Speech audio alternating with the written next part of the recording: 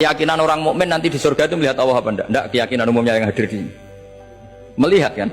Tapi ada ayat la tudrikul absor. Allah itu tidak bisa tersentuh, bisa diliput oleh pandangan mata. Padahal di sebagian ayat wujuhu yauma idzin nadhirah ila rabbiha nadhirah. Orang-orang baik adalah wajahnya apa? Bersinar. Nadhir itu maknanya bersinar pakai dot. Ila rabbiha nadhirah, dan wajah-wajah itu nanti melihat Allah. Akhirnya yang pakai dot ya. Jadi kalau pakai dot itu apa? Bersinar. Wujuhu yauma idzin nadhirah. Terus apa? Ila rabbiha nadhirah. Nah, akhirnya ulama cara berpikir gini. La tudrikuhul absor wa huwa yudrikul absor wa huwal latiful khabir. Meskipun kita melihat Allah itu tidak mungkin ikhatah. Ikhatah itu terus paham detail. Ya, paham apa? Detail. Karena bagaimanapun Allah itu qadim. Qadim itu la yutakayyaf. Enggak kebayang. Apapun hebatnya kita, perangkat kita ini semuanya profan, semuanya hadis. Sementara Allah adalah zat yang tidak terbatas.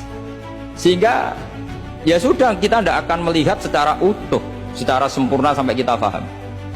Tapi seperti itu sudah bisa dikatakan melihat. Paham ya? Misalnya Anda melihat Merapi dari jauh, sudah bisa dikatakan melihat. Tapi jangan disuruh detail, pohonnya apa saja. Nah itu kan nggak ngerti detail. Ya kira-kira gambarannya seperti itu. Jadi la tudrikul absor ada makna khususnya, yaitu sampai menguasai, sampai memahami. Ila rabbiha nadhirah, ya melihatnya sampai apa sih kira-kira? Ya sudah seperti itu. Makanya semua kalimat ketika semua ulama, semua kalimat itu proporsional. Kamu bilang mencintai istri, sama ibu ya bilang mencintai. Saya teman yang kamu cocok ya mencintai. Lalu makna mencintai itu gimana coba? Mencintai ibu ada maknanya sendiri, mencintai istri ada maknanya sendiri, terus mencintai simpanan ini yang repot. Itu maknanya juga sendiri lagi. Mencintai teman sendiri lagi, mencintai uang maknanya ya semuanya dengan kata mencintai. Misalnya orang mukmin disebut walladzina amanu asyaddu hubbalillah. Orang mukmin itu sangat mencintai Allah. Kalau mencintai Allah itu dengan mencintai manusia itu beda. Aturannya juga beda. Kata para ulama, kalau Allah itu suka kalau dimintai. Tapi kalau kamu mencintai seseorang, kamu sering minta, wah itu taqabbalallahu minna. Jadi Allah itu suka apa?